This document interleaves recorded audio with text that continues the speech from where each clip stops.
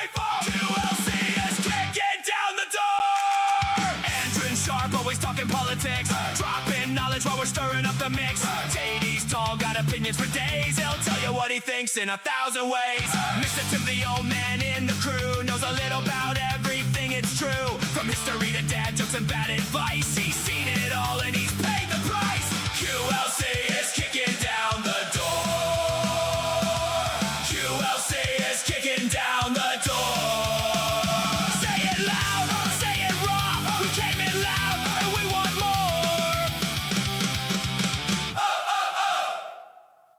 more. Welcome back, everybody. Finally, welcome back to QLC, the Questions and Life Choices, Questionable Life Choices podcast.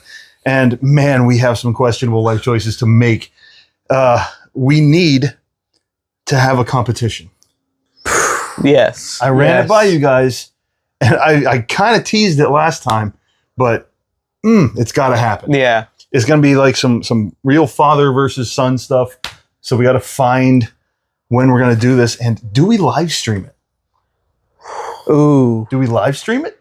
Or do we just do it like normal? Do they really want to watch an entire 1v1? Yeah, No, well, they get lost in the plot. the editing can help us through. So it'll be fine. Well, yeah, but not if we live stream it. That's true. Yeah. So yeah, I guess that answers that question. But the only way that the 1v1 would take very long is you and your dad, because I'm going to make short work of this one. Oh, big talk. Okay, so we have much to get to. So much is happening. We don't have time to talk about all of it, but there is some important stuff to talk about. And I feel like we need to start with you know what? I'm going to give you two. Give me two? Yeah, go ahead. Let's start with your fantasy football take, just to kind of keep it light. So what do you got? Yeah, I know everybody that's playing fantasy football has already had their drafts. Yeah. So it's kind of late there, but my question for today was like, who is your late round? Like, if you don't want to spend big on an early round quarterback, who's your late round go-to? Who's spending right now? Well, not spending. Like, who would rather if you'd rather take like a big name running back or a big name wide receiver in the first 3, 4, 5 rounds? I've leaned this way a little bit, but I've been wooed away by wide receivers. But back when we interviewed Pastor Jared Martin, he said he likes to go running back heavy. And I don't really see a flaw in that. I like going running back heavy, unless I can get a guy like Puka Nacua, Jamar Chase, Jackson Smith and Yaba. Whatever. And Yaba. Spelling everybody. Didn't you take like CD Lamb in one of the drafts? No. Or was that you? I don't know. Ryan did. Auto draft. I have to look now. I don't know. Okay, so let me ask you this. Dallas receivers, would you take CD Lamb or would you take George Pickens?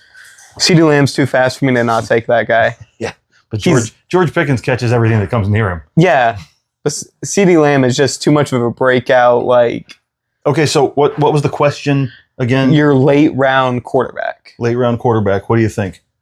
The bargain basement quarterback. Shedeur Sanders. Shedeur. I did it this year. I did it this year. He may not be starting week 1, but draft him. Because it's the Browns, everybody. Yeah, exactly. He's going to get to play.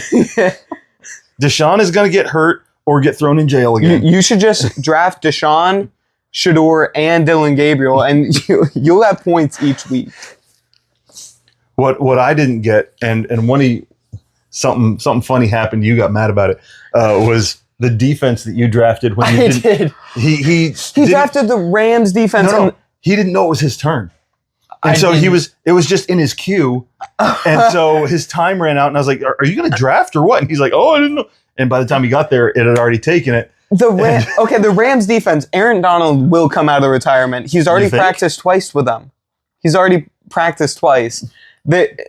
just waiting so that everyone's fantasy drafts are done before. But every single draft that I've been in this year, I've tried to get the Rams defense, and my dad ruins it for me. He ruins it for me in the freaking 6th round. Oh yeah, it was an early pick. All right, I have a little bit of a different philosophy of defense though. especially in fantasy. My philosophy of defense is not, I want to go find a great defense. I want to find, last year it was the Saints, whoever's playing the Saints. Like, they're going to get picks off of Tyler Schuff. And I think it's going to be even worse this year because now there's film on him. Yeah. And no, the worst will be he's already peaked, bro. The Cardinals. With Jacoby Brissett's their best option at starting quarterback. Jacoby Brissett has been a manager for many teams. He's a high-tier backup. I don't know about high tier, but he definitely is a good game manager. He's not going to be the reason you lose. He's a Marcus Mariota. He's an Alex Smith. Okay. Before Alex Smith won the Super Bowl. Yeah. He's a Sam Darnold before Sam Darnold won the Super Bowl. No, I think Sam Darnold's always been a little more dynamic than Jacoby Brissett. But I have a take about why the Jets picked up Geno Smith. Well, hang on. Tell me your quarterback first. All right, my quarterback, Brock Purdy. Does he make it late round? He's only... Brock's? Like, I'm talking like round 11, 12, 13. Oh, you're talking like 11, 12, 13. You said late round. Then it would be Sam Darnold. Who? Sam Darnold. He just won the Super Bowl. Oh, that guy. He just lost money playing quarterback in the Super Bowl. Yes, but think about it. His career, he's been labeled as a bust, and now he's won a Super Bowl. No, he was good the year before with the Vikings. And then he got traded and won a Super Bowl. Which I think Kyler Murray, if the recipe is the same, Kyler Murray could have a good year with the Vikings. Just redeeming his career. I don't know. I think a bargain is Kirk Cousins. That is a good... Because Kirk Cousins he's that guy. He's never won the Super Bowl. Yeah. But I think he could if he had the right team around him. And he's a solid quarterback. I mean, if he was with the Browns, he could win a Super Bowl.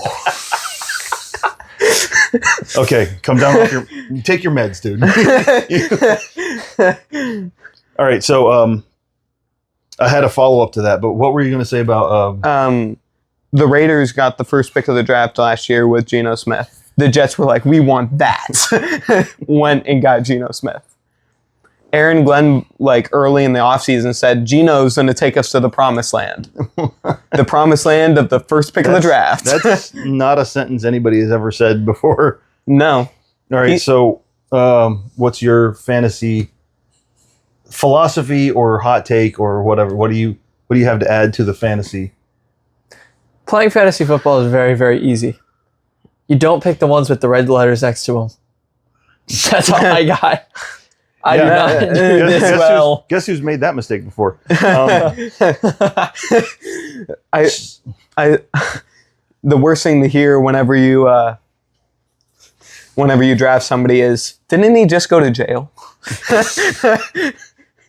Crap, he was out this week? I rode that boat with Chris Godwin all of last season, just believing he'd get better. That's the thing. That's everybody with CMC. Never happened. Every other year with CMC. Chris Godwin and Christian McCaffrey are going to get hurt. Did I even draft Chris Godwin? Joe Burrow I don't think I did. No, I did. Why? I was stupid. Hold on. All right, so what is your take? Do you think the loser should have to have some sort of punishment? Absolutely. Okay. I'm scared of this because it's usually me. I've been the loser in the past, and I was disappointed that nothing came my way. That is a wild stance to take. I will decline. I'm in this for kicks and giggles. What is the best punishment for a loser that you've heard of in a fantasy league, like a hardcore fantasy league? Standing in a neon green leotard in the middle of County Square and having to sing, I suck at fantasy football. For how long? Like 5 hours. I heard of one time that I was like, that's diabolical, but I don't remember what it is right now. Okay, I saw one that I thought was a little bit funny, but dude's actually in trouble because he had to go take the ACT because he lost his fantasy football league. And as a 26-year-old man, you're not really supposed to take the ACT. I mean, are there rules against that? He's been in contact. I haven't seen many of the follow-ups, but I know they've reached out to him. They followed up the ACT committee or whatever. But my favorite is, hands down, the loser has to get a tattoo. Oh, no. And the winner gets to pick it. Oh. that can. That can turn out very badly. I don't play in a league like that. Do you get to pick where or just a tattoo? The person who's getting it gets to pick where. Okay. If the winner got to pick where, I would drop out of the league. Yeah, this league isn't for me. I gotta have a baby. I don't know. I'm moving. All right, so we'll come back to you at the end because you've got a verse that I really want to get into. But it is politics season. The politics are everywhere. But one of the big things is go vote. Okay. Yeah. In Hernando County, Florida, the primary voting day is This Tuesday. August 18th, which is this upcoming Tuesday as we film this right now. Yeah. And please go vote. All right. Whether you are Republican, Democrat, Independent, whatever, there are a few open races in our county. Some counties don't have open and closed primaries. You can vote for whoever. So independents, get in there. But Republican, Democrat, get out there and vote because far too many times the primary turnout, and especially in off years like this, is the turnout is terrible, like 25%. Yeah. If you're lucky. Now, the Democrats will be higher than that because Trump's in office and they're hyped. They're angry and there are a lot of illegals voting. A lot of illegals, a lot of dead people. My dead great grandfather's gonna vote. Yeah. I'm not afraid of dying. I'm just afraid of voting Democrat after I die. So yeah, get out and vote. We actually did something this year that I've never done before.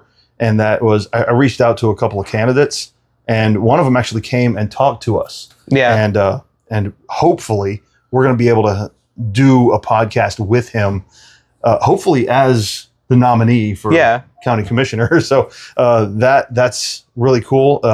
Marvin Bainham, and we'll see how that goes. We endorse him. If you can't tell, I don't know if it'll be in time, but whatever, for whatever that's worth. Yeah, I'll. I'm sure by Tuesday there'll be several hundred of you voting Bainham because of us. Yeah. So that in mind, there's a lot of things happening in the political world. So take it up, JD. My political question has to deal with Donald Trump's recent statement, very bold statement, that after we're done beating Iran, we will take the Strait of Hormuz. Is the statement after we're done beating them, or is he just like annexing it right now? I believe he said after we're done beating them. Okay, so what's the question? Is that a thing you think is ethical and legal? If it's in the terms of surrender, yeah. I mean, you can win territory in a war. It's why a lot of people fought wars. That is true.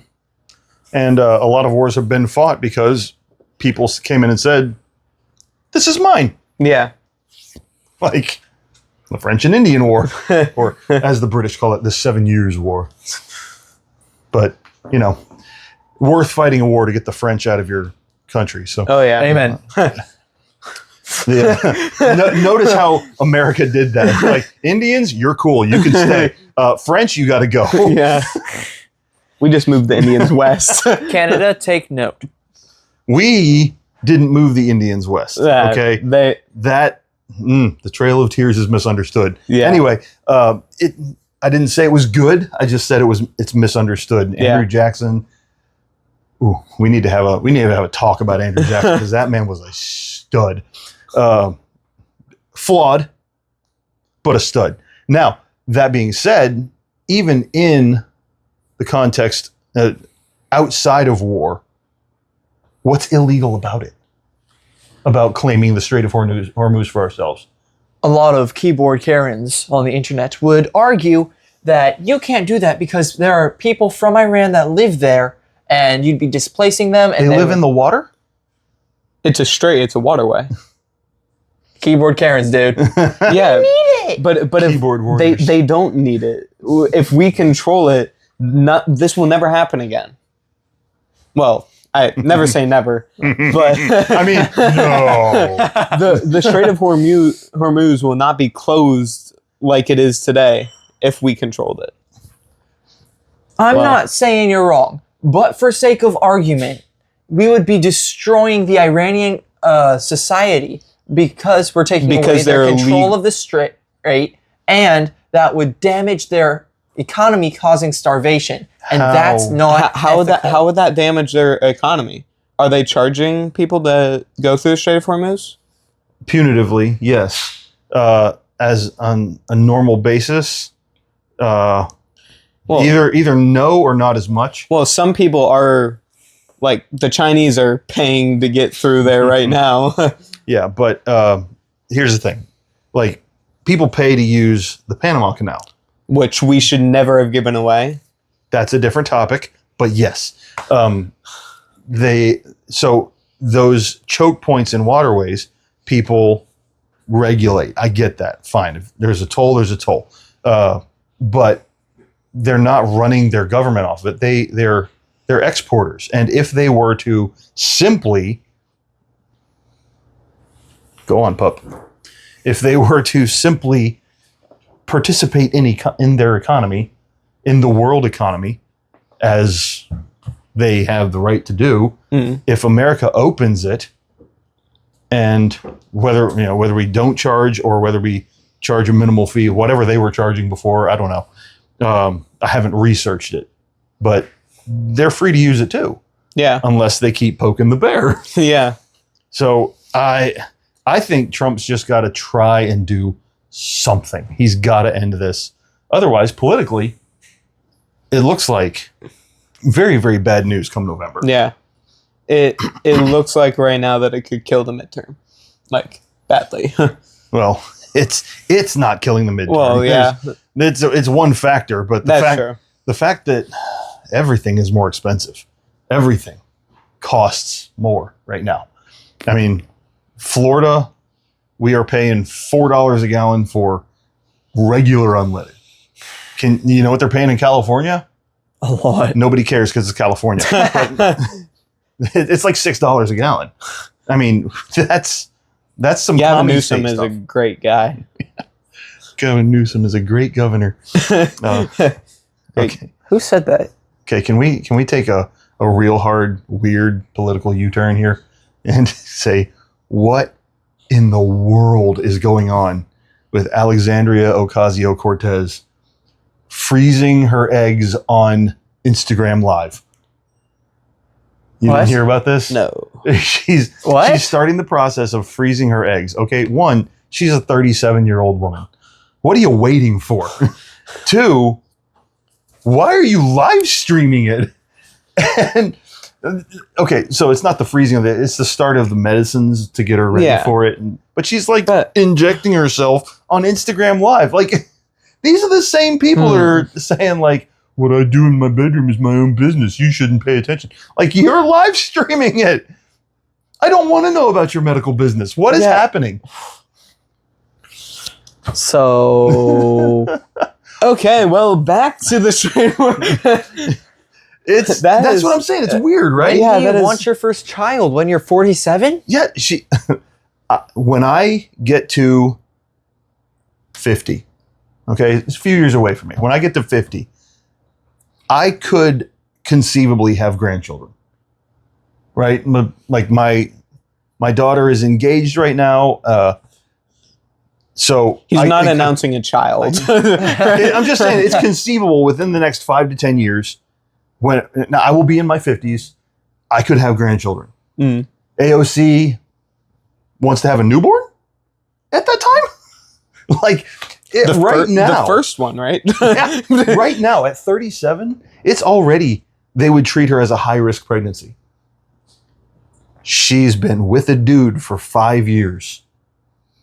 Why not just do it naturally instead of IVF? And I'm telling you, naturally is more fun.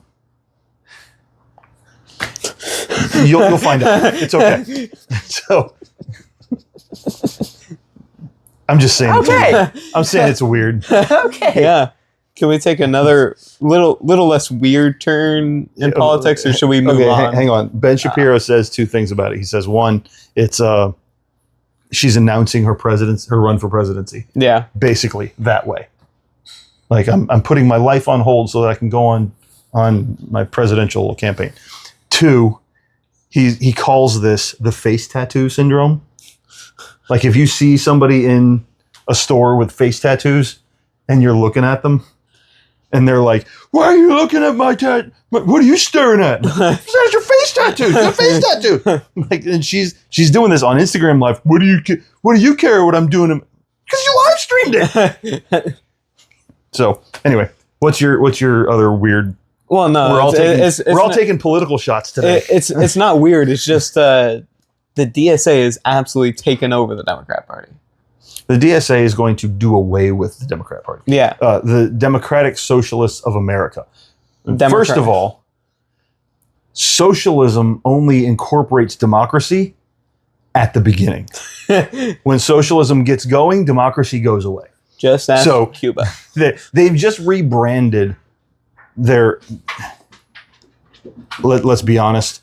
They are only paying lip service to what actual socialism is. The government owning the means of production. Look at what they say, because they're not hiding it. They're communists. That's the thing. They're not hiding it. Like I heard the DSA co-chair, they asked her so would you like to do away with prisons? And she was like, yes, as a long-term plan. And get rid of the presidency and the Senate as we now know them. Absolutely. That was her exact response. Because you always replace it with a dictatorship. Yep. There's an old Russian joke. For those of you that don't know, the USSR, where Russia is, used to be communist. Fully outright communist. Yeah. They're kind of drifting back that way. But the Russian people had a great sense of humor. There is nobody that could possibly beat the Russians for dark humor.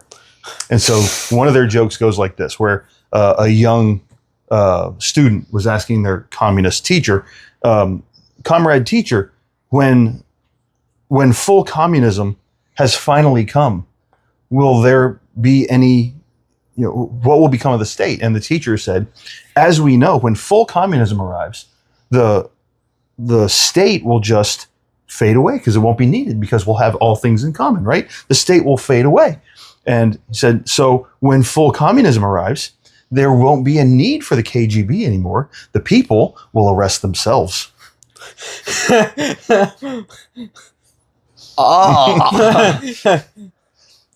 It's sad but true. They're calling themselves democratic socialists. The democracy will be the first thing that goes away because you don't get to vote. You'll be lined up against the wall and shot. The socialism, they're only paying lip service to it. The government will own means of production before the government owns everything. Yeah. And then you'll have two classes of people. The rulers, the oligarchs. They say that people like Jeff Bezos and Elon Musk are oligarchs now. They don't know what oligarchs are. And then you'll have all the lower class, the people that have nothing. That's how they'll fix the middle class. They'll just get rid of it. Yeah. You can't have a problem with the middle class when it's gone. Yeah. The working man in the middle class needs relief. So we get it out of the way. So put him on train cars. Yeah. Problem solved. Oh, yeah. You cannot complain in Siberian Gulag. This really took a turn. Yeah. Thanks, Andrew. Good job. Never mind. We need to keep going. Yeah. So I had a couple different ideas about what we could talk about today. And really, I guess with as dark as you guys have been, I need to go here. You ready? Blaming me. Yeah, I'm blaming you. Captain Strait of Hormuz over there. Captain Freezing Eggs. It got weird, I'm saying. Yeah. Mine was funny. She's weird. It's weird. So, who would win in a race? Joey Chestnut versus Usain Bolt. If you end the sentence there. I know. It all depends on what the race is. Here we go. I saw some. This is not original with me. I saw this online, so I want to know what you think. You have to eat a hot dog. Ooh. Bun, dog, all of it. Okay. And then you have to run 100 meters.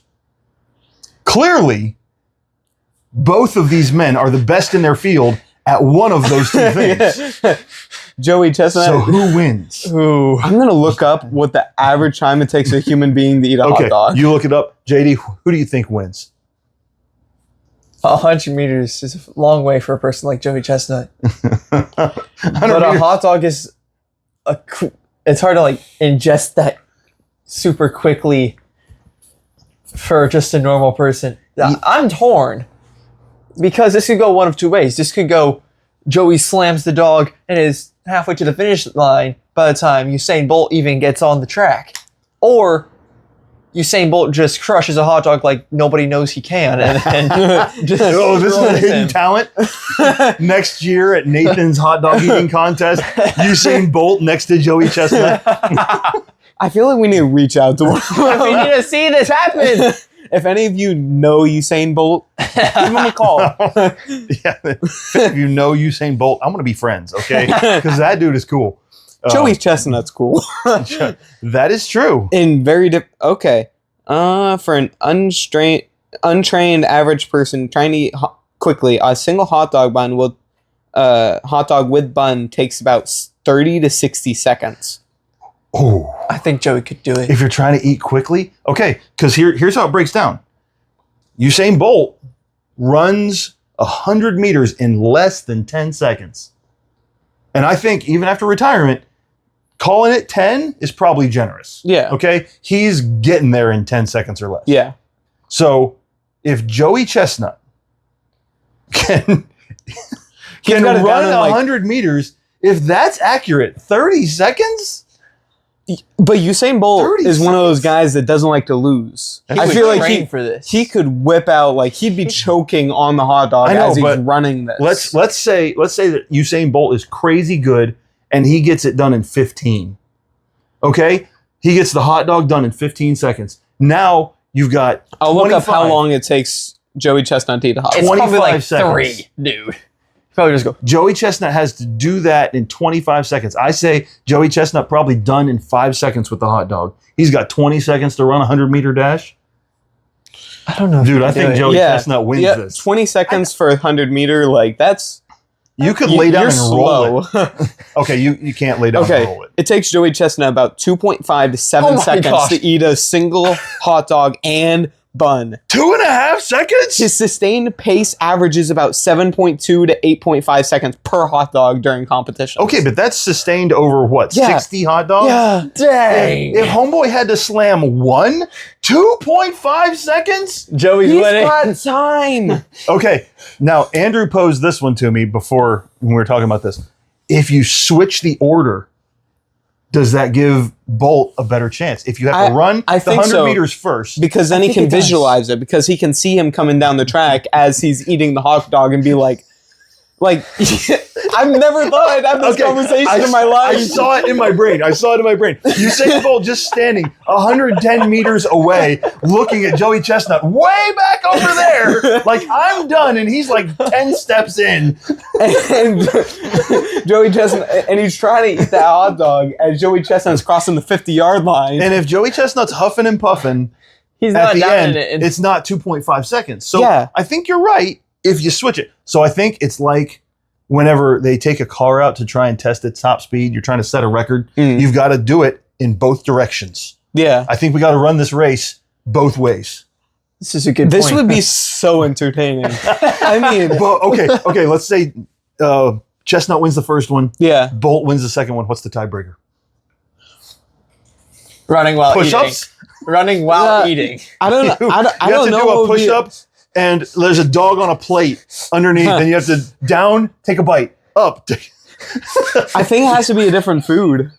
Because Joey Chestnut has the record in a lot of food categories. That's true. Okay. I don't know how to redeem this at all. I don't. Well, how did this? I even- never thought that I would ever say Usain Bolt eating a hot dog, watching Joey Chestnut run 100 meters. It's true. This is the kind of thought experiment that we need more of. This Yeah. will bring America together.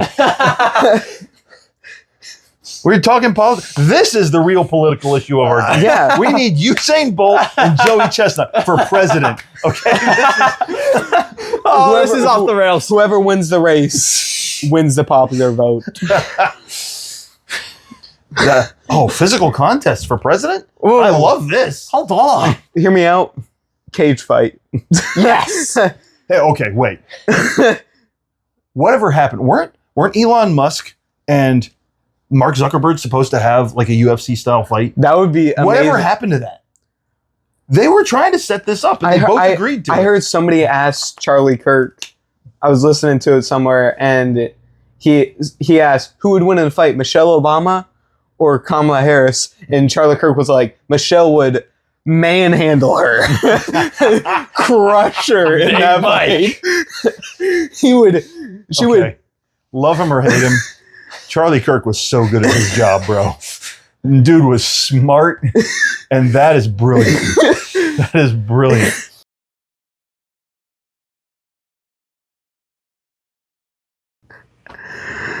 Woo! Okay, let's get the verse. You were supposed to leave that unsaid.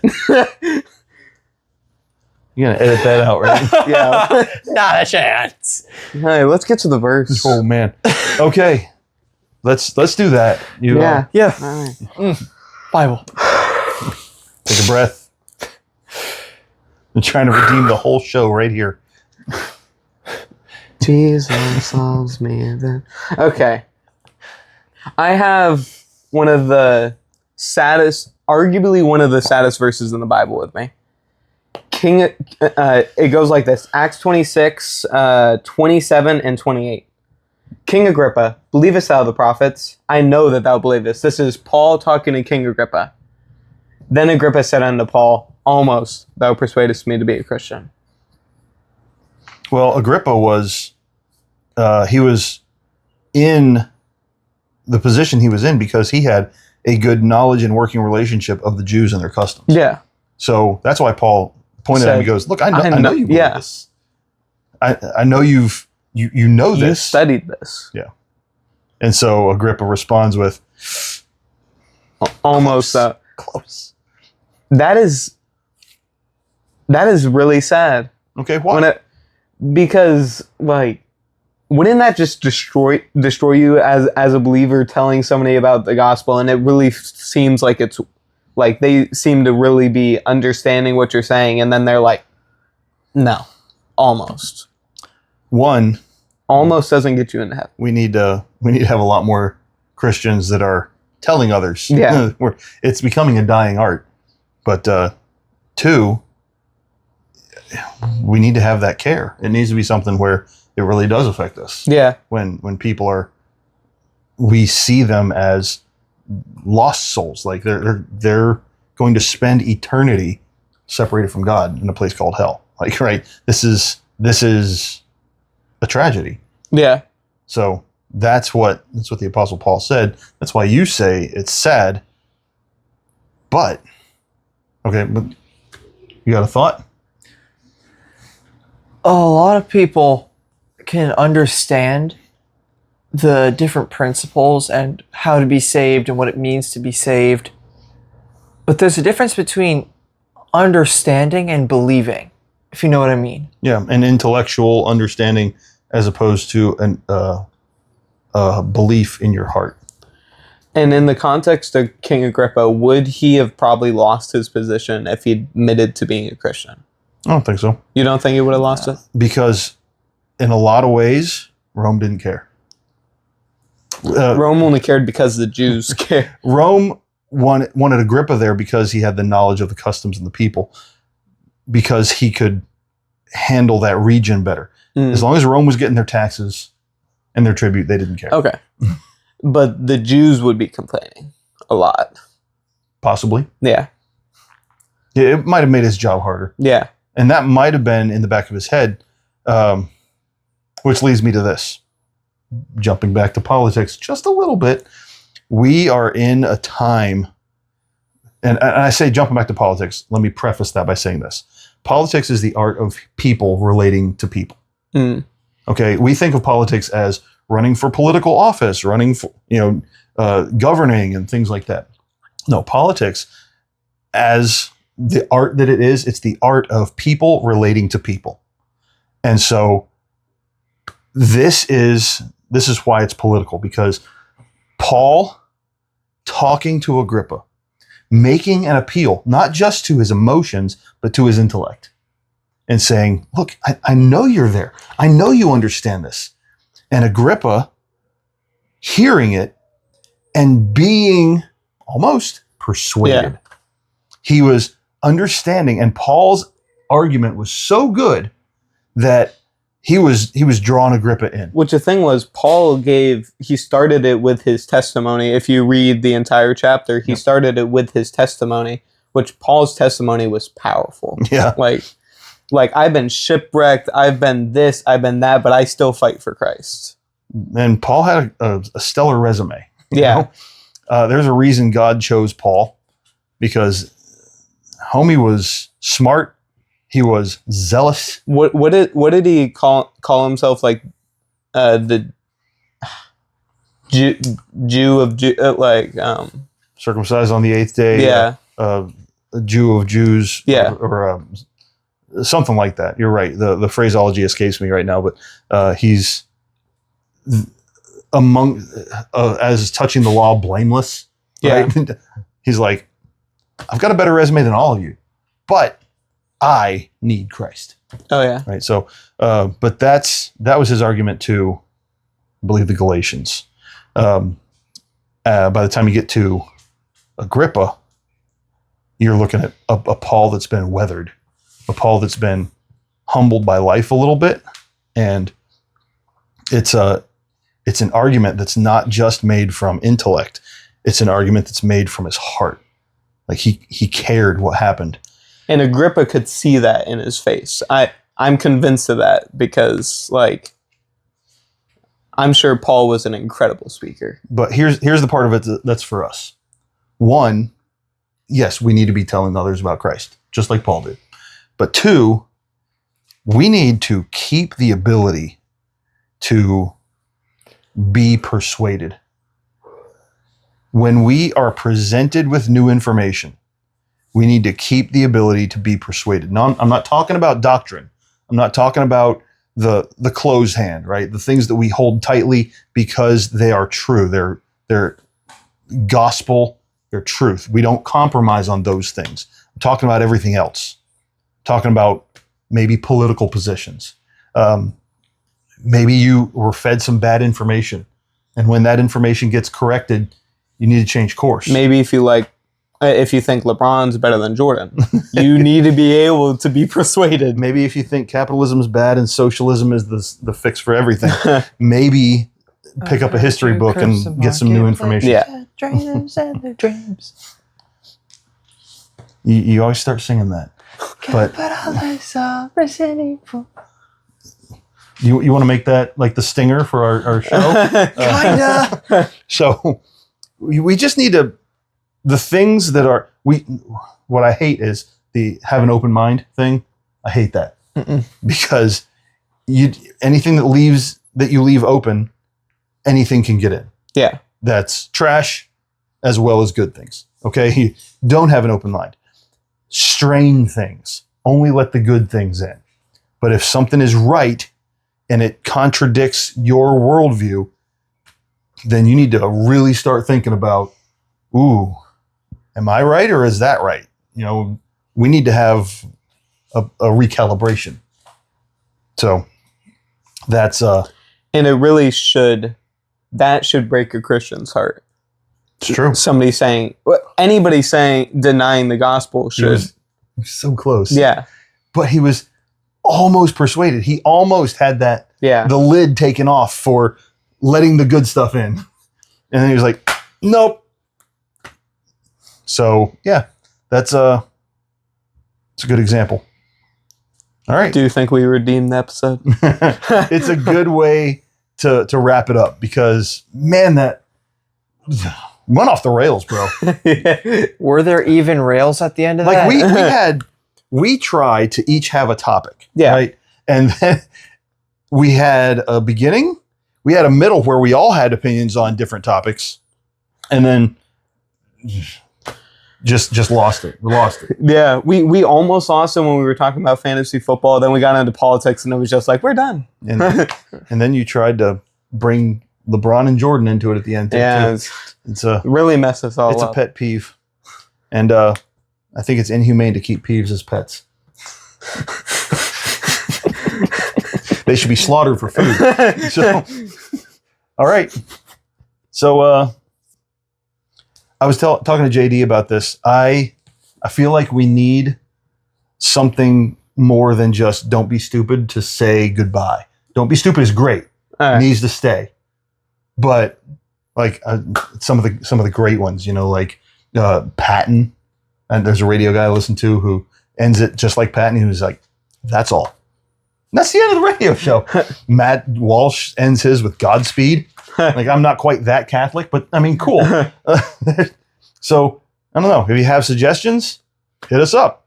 And don't forget to follow, like, subscribe, smash the notification bell. Did I do that right? Yeah. I was that like button. I was about to. Yeah, we don't get many likes. Yeah, we really do need likes. The last on video, the channel. I think there was one like. That's fine. Yeah. I care most of all that people are informed, maybe entertained, and that by the time you're done listening to us, you hate communism. Or so if you want to support the channel, go buy some merch. Oh wait, we don't have it. So if you hate communism, we really hope you hate us. What? Wait. See, this You is what it said was wrong. supposed to Yeah, I do. said that backwards. Cut that out. We need to love Jesus, hate communism, love Mike. There we go. Michael Jordan, MJ. I feel like we think need to cut love out is a the strong very word. end of this. I'm just gonna edit this part whole out. conversation. No, this is all good. Oh, Okay. No. All right, so with that, what do you got? Don't be stupid. I'm actually wearing dress pants this time. QLC is kicking down the door. Andrew Sharp always talking politics, dropping knowledge while we're stirring up the mix. JD's tall, got opinions for days. He'll tell you what he thinks in 1,000 ways. Mr. Tim, the old man in the crew, knows a little about everything. It's true. From history to dad jokes and bad advice, he's seen it all and he